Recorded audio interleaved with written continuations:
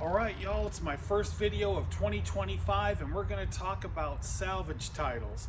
Texas has recently changed some of the rules for converting a salvage title to a rebuilt title. Some counties it's just the same, other counties there's a slight difference. So let's get into this. I know you want to see.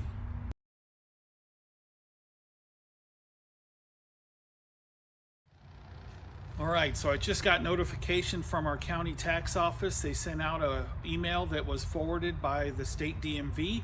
I've been looking for this information for a while, and I even have called the state to ask about what's going to happen for 2025. They couldn't tell me. So I'm going to do a sampling of converting your salvage title to a rebuilt title, step by step, what you have to do, how you do it, where you file your forms, and what's different now. I want to clarify, because I get calls every week about this. It does not matter what state the title was issued in. This matters what state you reside in. And as the title says, this is for Texas residents or businesses only. If you live in another state, unfortunately, I can't help you, and you're going to have to find specific information for your state. Okay, let me get into the documents that you're going to need to take with you to your county tax office when you're doing this rebuilt title. In a minute, I'll give you the description and directions on how to do these forms. But for now, let me just tell you what you're going to need to take with you. So the first thing you'll need, obviously, is your rebuilt title. If you bought the car from Copart or IAAI or whatever the hell it's called, you probably got issued a salvage title in your name, but it does say Texas salvage title. So you'll need that. You'll need your Texas form VTR 61, which is the form that used to convert a car from a salvage to a rebuilt title. There's a $65 fee attached to that form. You'll need your Texas application for title. There's a $33 fee attached to that form. Then, if you're buying license plates, registration, you'll need about $100 for the registration. And if the title was not already in your name, you will pay the 6.25% sales tax. Now, new for Texas in 2025 is the safety inspection thing. If you're in an emissions county, you still have to get an inspection. If you are not in an emissions county, you no longer need an inspection in order to get your license plates. So you're going to take those things, when completed, to the county tax office, and they will convert your salvage title to a rebuilt title, which will come blue, be a regular certificate of title, but under the remarks section, it will say rebuilt. So that being said, let's get into the instructions. Before we get too deep into this, let me remind everybody that this is for Texas residents only. It doesn't matter what state the title is salvaged in. What matters is the state that you live in. So that being said, let's get after this. So if you look at this form, VTR 61, this is what you start on to convert your form. So the first section, vehicle/owner information. That's your VIN number, the year, the make, model, body style, goes on the top line. And the bottom line is the first name or entity name, first, middle, last. So for my company, we are a licensed auto dealer. So we always put Buxton Auto Sales LLC as our company name. If you're doing this one on your own, you're Fred Johnson, you're just going to put in Fred Johnson. Now, that's section 1, vehicle owner information. Next section now, details of the work performed. Now, first it wants to know who the rebuilder is. If you took it to a shop and had the work done, that's the name of the shop that you did. If you did it all yourself, that is your name and address. So you're going to see that will play into things here in a second when it comes time to do signatures. The next section is work performed, and it wants this filled out by the shop personnel or the person that did the work. So you would say replaced right front fender, hood, bumper, replace tail light, replace control arm, and bushings. That would be what you would write in that section for work performed. Okay? Now, below that is rebuilder certification. Let me remind everybody that signing documents that are issued by the state when it's not factual is a felony. So you're going to sign, let me just read it to you. I, the rebuilder listed above, certify I repaired, rebuilt, reconstructed, or assembled the vehicle described above, have documented all repairs and work performed, and purchased or came into possession of all component parts listed on page 2 in a legal, lawful manner. What they're saying is you're not running a chop shop and you're fixing stuff. So if you are the rebuilder, meaning you, the individual that's doing this process, you've bought the car, you're fixing it yourself, you're going to sign, print, and date said rebuilder certification. If it was done at a shop, someone from the shop will sign and date it for you. The next section below that is owner certification. Again, state law says this is a felony if you're lying. It says, I, the owner, as listed above, certify I am the legal and rightful owner of the vehicle described above. The vehicle has been repaired, rebuilt, reconstructed, or assembled, and the vehicle identification number provided is the same VIN affixed to the motor vehicle. Again, they're making sure you're not a chop shop. You didn't go to the junkyard or to Copart, buy a hoopty, and now you have a stolen one that is the same that you're trying to pass off with the legitimate VIN number from the hoopty that you just bought. So that's what these certifications are all about. And it's just very straightforward. You would think there's a lot more to this than there is, but there really isn't. So that's page 1.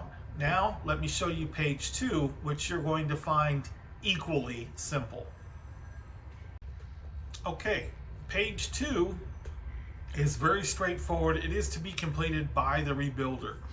So again, if you are the person doing the work yourself, you're going to fill this out. If you are working with a shop, the shop will fill this form out for you as well. So, rebuilt vehicle statement. The sections must be completed by the builder if the vehicle has been repaired, rebuilt, reconstructed, or assembled with any of the listed component parts. So if you had to replace the engine, the frame, or the body, you're going to mark that down. And then it wants to know origin of the part. So I bought it from ABC Junkyard. Here's my receipt. Here's ABC's address, whatnot. Next thing, component parts other. And that would be like transmission, hood, fenders, bumpers, quarter panels, truck bed boxes, cab of the truck. And it wants to know where they came from. And it wants to know, it wants an invoice if you have one. Now, a lot of people have told me that they buy a car that's just like the one that they wrecked. Say, they have a car, the motor and transmission is crap, but it's got a pristine body. They'll go to Copart and they'll buy one with a bad motor and body, or excuse me, a good motor and body, a good motor and transmission, and they'll swap them. So on that form, origin of parts, what I generally write in, because I sometimes have the same situation, I will write in sourced from like vehicle I already own, and I will attach a picture of like junk vehicle. And it sounds like a big deal in that they're very technical on these forms and they want all this information or they're going to disallow you. I'll tell you, generally they don't. They understand that people sometimes make two good cars out of one. I've also had these where I bought the car was already fixed, but it was a salvage title, and I didn't know where the damage was. And I literally wrote in car repaired before my time of purchase, repairs unknown. and wrote unknown on page 2 in both places and signed off, and it was accepted. So not the end of the world. Now, those 2 pages are the 2 pages of paperwork required.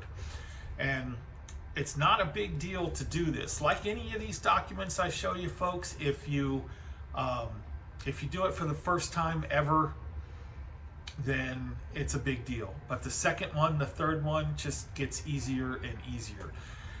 It's much like the bonded title videos I do. If you have a car that has no title and you need to do a bonded title, I have a video up here, or maybe it's up here, but a video on how to do the bonded title. So take a look at that one. And that's the 2 pages of documents. Obviously, you have to carry out the repair. Obviously, try to keep receipts for everything that you've done. And let me just tell you, let me wrap up what happens next. All right, so at the beginning of the video, we talked about the documents you need to bring with you to your county tax office. I just kind of want to restate that. Once you've got this paperwork process completed at your home, you're going to go to your county tax office. If you're registering the vehicle, meaning you're going to get license plates for it, you will need insurance. If you are only doing a title, meaning you're going to take it from the salvage title to a rebuilt title, you don't intend to register it, you do not need insurance, okay? Unless you're in a county that does emissions. The big change for Texas in 2025 is that safety inspections are no longer required. What people sometimes think this means is there's no inspection at all, and that is not accurate. If you are in an emissions county, you will have to get an emissions test on this vehicle before you can convert it to a rebuilt title. That means you will also need to get insurance on it before you can get your inspection to convert it to a rebuilt title. Now, a question I get a lot of times is, how am I supposed to get it to the inspection place, and how am I supposed to put miles on it to drive it so that I can get my inspection when I don't have a license plate and things like that? And I always tell people, take your paperwork with you, all of your paperwork, go drive the car with no tags on it till it's ready to inspect, go get your inspection. I've yet to see a police officer that didn't understand what the situation was and let you go, where either he writes you the ticket that you have 10 days to go get the car registered, which you're going to anyway, or he just lets you go completely. So that's what I would tell people. If you need to drive the car to get it inspected, yes you do. Take all your paperwork with you, take your proof of insurance with you. If you happen to be pulled over, which is pretty rare, you just say, honest officer, here's my situation. I didn't know what else to do. I can't issue a temp tag on it because it's a salvage, and I need to get it inspected so I can get it converted to a rebuilt title. And you're going to be just fine. All right, the next thing people want to know is, what is all this going to cost me? Well, I can't tell you what your repairs are going to cost because I don't know about your vehicle, but I can tell you what the paperwork processing costs, and that's pretty straightforward and simple. So when you get to your county tax office with the documents that I mentioned, you're going to pay a $33 title application fee. That's to get your new title that says rebuilt and you can put the car on the road.